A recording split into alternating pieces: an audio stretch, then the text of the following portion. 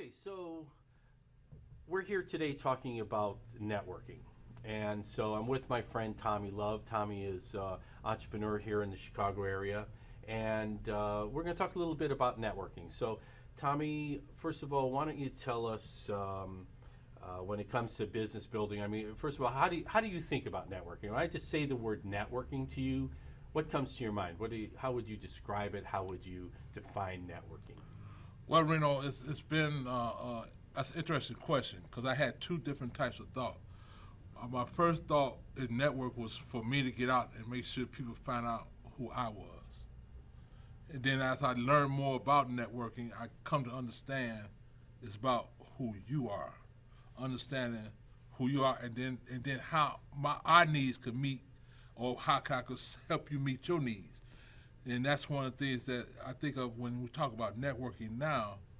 We have to get to the point where we don't want to be like no real servant to a person, but we want to be like available to help a person out for whatever they're going through, Okay. or to meet their goals. So the one thing I hear you saying is that, and this is one of the things we talk about in networking, is it's not about how many people you know, Right. but rather how many people know you. Exactly. And that's sort of what you're saying, right? Exactly. Because a lot of times we can go to our, some people call it our soft market or warm market, depending on where you at in your business or what you're trying to build. Mm-hmm. But it's you always want to be out there trying to build business. Always want to be out there trying to meet people. Right. So- Expand that network. Expand that Yeah. network. Let's talk a minute about, I like what you just said about soft market or a warm market. How is that compared to, say, a warm market compared to a cold market? What do you mean by that? Well, you know, your warm market or your soft market in this case could be your friends, family, or people that know you. But then again, that could be the danger because a lot of times people have a tendency to remember you when you was at your worst or not at your best. Okay. So you're saying that sometimes the people that are in your network who are closest to you might have a different view of you because they have too much history, too much backstory. Right. Okay. You got to watch that. Yeah. So what do we do about it, though? Well, you know, the thing of it is sometimes you may have to, as certain people would say, you may have to push them to the side. Mm-hmm. And then go to that cold market. And that's what you're talking about. But see, the thing of it is, one thing as I learned in this business, when you go to that cold market, you want to come in that cold market as being a friend, Mm-hmm. or as being a person who can provide them the service or the products that they're looking for. Okay. So the cold market is fresh blood. Yes. New meat, whatever Yes. you want to look at. Whatever you want to call it. Okay. Whatever you want to call it. But fresh new contacts, and with those contacts, you can present yourself as whoever you currently are. Right. Present yourself the way you want to be presented, because they Exactly. don't have a lot of history. with Exactly. you. Exactly. So you want to cultivate that, but of course your warm market, the market that you have been familiar with, of course, those are good people that you can refer. People that you meet to them, Right. and also you right. want to cultivate them though, because you want them to also understand where you are at this Exactly. point in your life. Exactly. You know, so maybe that's part of what we're talking about. Is that at this stage, when you're talking about your warm market, maybe one thing we need to do is figure out how to get them to see us in a new way. Get them to see us as the professionals that we are. Get them to see us as the product or service provider that we are, Right. and not their little brother, Or not their their son, their or nephew, cousin, right? Yeah, cousin, Right, yeah, okay. right. Because see, that's an important thing here, Reno. As we come to know, your warm market, soft market know you, and them could be your, I don't want to say your worst enemy, but they can be your dream killers. Mm-hmm. When you try to go somewhere, instead of being, how can I say, encouraging you, Right. or giving you the, one of the things I like about when we talk, you give me the right question to say, when did you start thinking about this? Or how do you feel about this? Or why are you doing this? That gives you a bigger reason to say to yourself, this is my why. Mm-hmm. Why I need to go and talk to or build better networks. Mm-hmm. The one thing, a lot of times with our warm markets who don't see it as you might see it, they might be quick to put you down. They might be the ones that be your dream killers. They want the best for you, but you gotta understand. They don't see you where you are today. They don't Yes. see your vision. They don't see where it is you're trying to go. So Right. a lot of times they are not in the best position to Right, help you. Yeah. right. But we do have to figure out how to incorporate them into our network so that we can use them to the whatever advantage they have for us. Well, one of the things that I was listening to a speaker today, because that's one thing you want to do. You always want to build yourself up.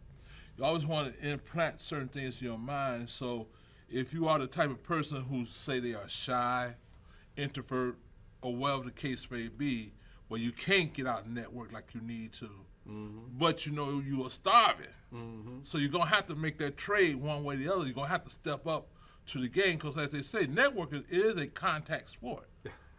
No matter how we want to do it, it's a contact sport. Right. We may want to try to do You it have to come online. in contact with other people. Yeah, you can't do it from a distance. Right. You can't do it. Although we can talk a little bit in a minute about online networking, and of course that's where people try to do it without being in contact. Yes. But of course, what we're talking about today, and what my message is very much about, is about face-to-face networking. Exactly. I will talk about online networking as well, but face-to-face networking, I think, is an area where a lot of people overlook opportunities that are right in front of them. They're trying to reach out to the whole world, Right. and they haven't even told their closest friends what they're doing, or Right. they haven't told their warm contacts what they're doing. Right. And they haven't even spoken to a few people around Right. them. So Right. that's what we want to talk about Exactly. today. Is we want to try to get that message out to people that hey, even if you're selling an online product, Right. and 90% of your customers are online, it doesn't mean that the people that you know locally can't help you, because Can't, they right. can't. They Exactly, can help you. So Exactly. so let's reach out to them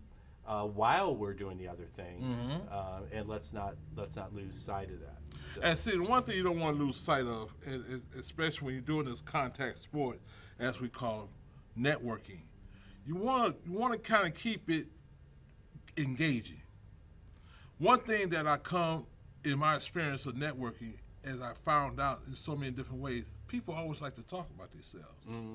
So in that contact sport, or in that belly to belly, as we commonly call it, you want to keep your conversation down who you are, and then come to find out who the person you're engaging with. That makes you more of a listener. That makes you more engaging. Because again, we all like to talk about ourselves. But this way, if you, as Harvey McKay, who's the greatest networker there is out there, who learned how to build. Even more than you and me? Yeah. Wow, he must be 'Cause- good. Yeah, he is good.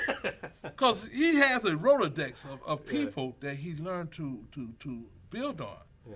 And see, that's one thing you want to try to do, learning these type of techniques, is learn who you are talking to.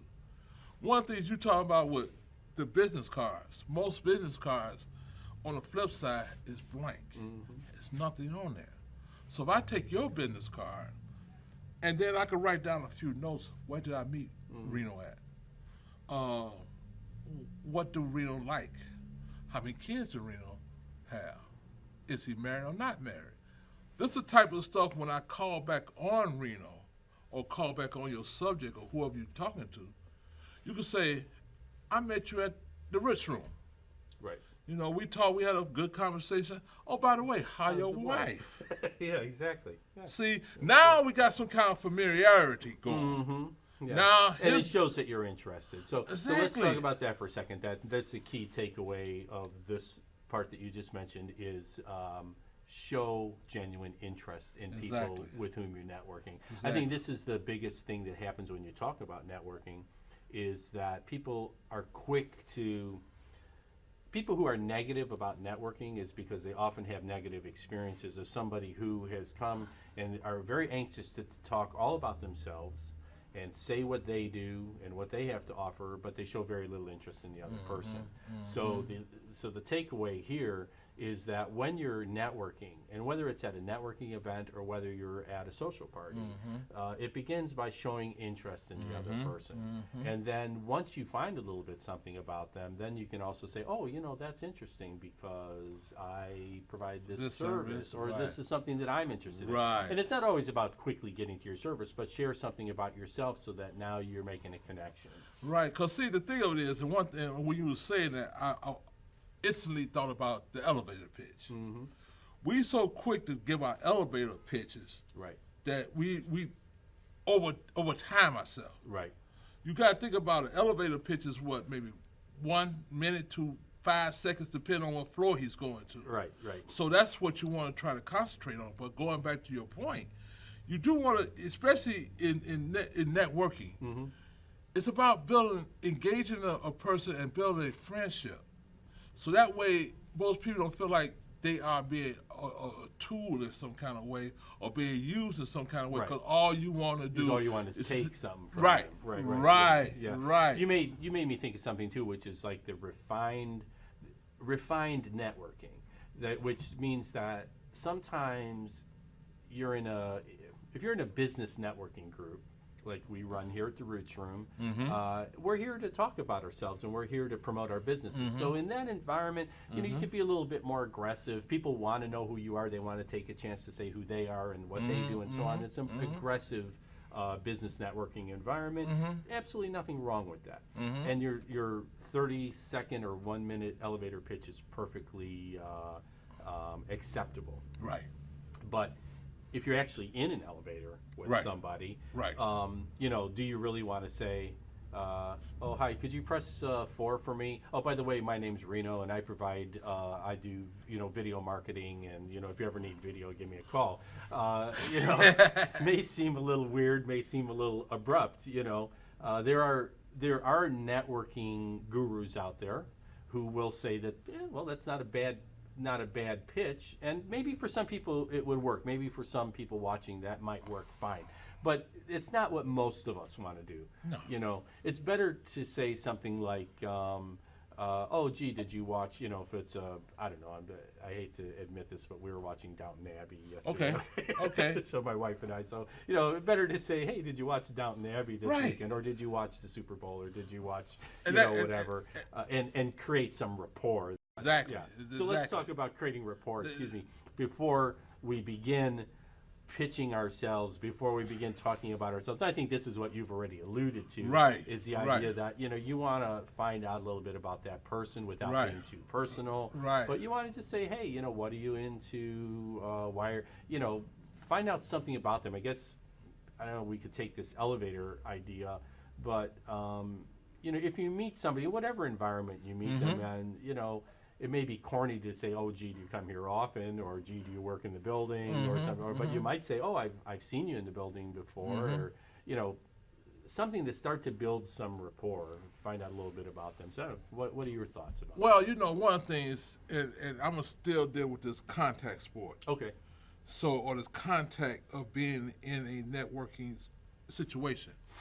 So if you, for instance, you brought up certain networking groups, and like the ones we have here at the restaurant, whereas we kind of get a chance to know each other because they come in on a regular basis.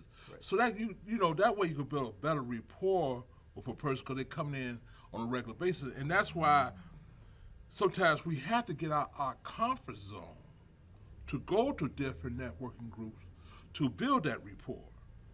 Another thing we have to learn as we deal with this contact sport, what position are we in to drop an elevator pitch or to be in that position to sit back and say, how you doing today?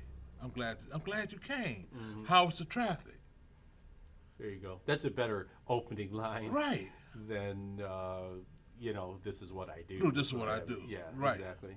Right, because especially if you are the one that's in network marketing, for instance, and if you like me, you jump from company to company, then a person gonna look at you like, all you want to do is just sell me.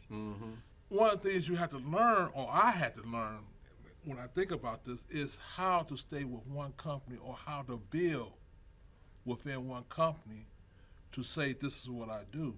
And that's what a lot of people want to see, is your sincerity and being stable. Mm-hmm. Now, if you got your own business like you do, whereas I do videos, this is what I do. Mm-hmm.